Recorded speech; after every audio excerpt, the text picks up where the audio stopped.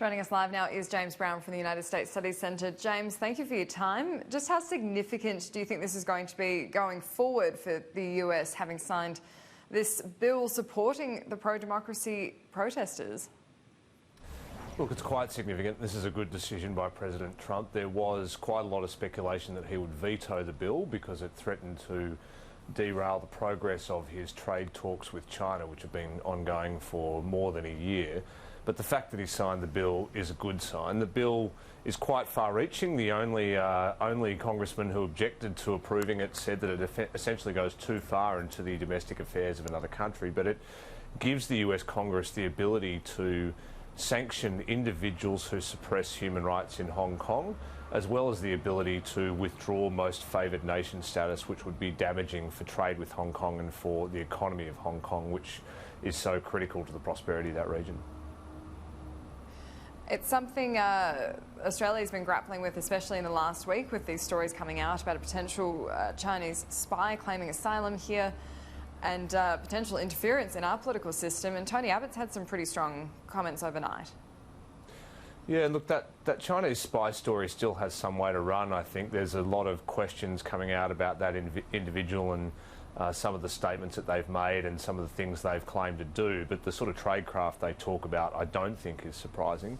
Tony Abbott's speech overnight calling for us to look at China in a less starry-eyed way, pointing to a lot of the issues we've talked about on this show that we're seeing from China, and calling for Australia to do two things: consider increasing our defence spending beyond 2% of GDP. That's something that Tony Abbott's called for before, along with a number of others. And he also said he wants to see Australia swing more towards India and focus more on India, and that's where he'll be focusing a lot of his activity, and that's an interesting call from the Prime Minister, which I think will generate a lot of attention. We saw similar comments from Julie Bishop too in another speech last night, so China very much on the minds of all of Australia's leaders, current and former. India, it is interesting to see that is a focus. We've got Scott Morrison's travelling there for a bilateral in January, which shows pretty significant investment in the country. Haven't quite been invited to China yet. Why is India becoming such a significant player in our region? Well, India's growing. It's got an ambitious Prime Minister who wants to reform his economy and reform India's place in the world. And Australia and India are doing a lot together on the Indian Ocean. Defence Minister Linda Reynolds has been particularly attuned to military cooperation with India as well as Indonesia. I think the visit in January will be very important.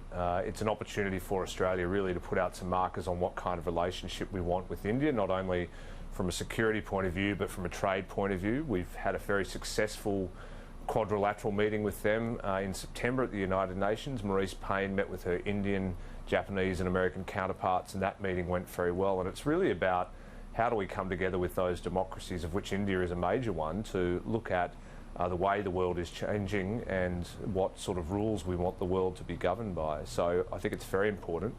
One of the things that Australia should seriously think about doing in that visit in January is endorsing India's bid to become a permanent member of the United Nations Security Council. That's been on the agenda for a while, and I think Australia should strongly support that. Wow, that would be quite a significant move if we did do that. What's the global opposition to having India on the Security Council? Well, there's a number of countries that would want to be on the Security Council, and these discussions have been ongoing for the better part of a decade. But I think if we're talking about the Indo-Pacific, we really need to be talking about what kind of role we want India to play. India's military is growing. It's taking more of an engaged presence in Southeast Asia, and it's notwithstanding the fact that it didn't sign the RCEP trade deal, it is looking to increase its trade linkages around the region. So I think it's important for Australia to think about how we can support India to take a larger role, particularly on security issues. And just finally, we've seen Donald Trump in Afghanistan. It's a bit of a tradition to go serve the troops before Thanksgiving in the States, but he did have some interesting comments about his future plans for what's happening in Afghanistan as well. Yeah, look, this was an unexpected visit by the President, but would have been a welcome one. He's signalled in a discussion with the Afghan President Ashraf Ghani that he's open to moving the Taliban peace deal forward. You'll remember that was called off a little while ago when They were due to come to Camp David, and there was a bombing in Kabul that killed an American serviceman. The President has said that that deal is back on the table, and it would call for, if successfully signed, the American troop presence to reduce by about 5,000 troops, taking it down to 8,000 in the country, which would provide a small footprint for intelligence and counter-terrorist missions.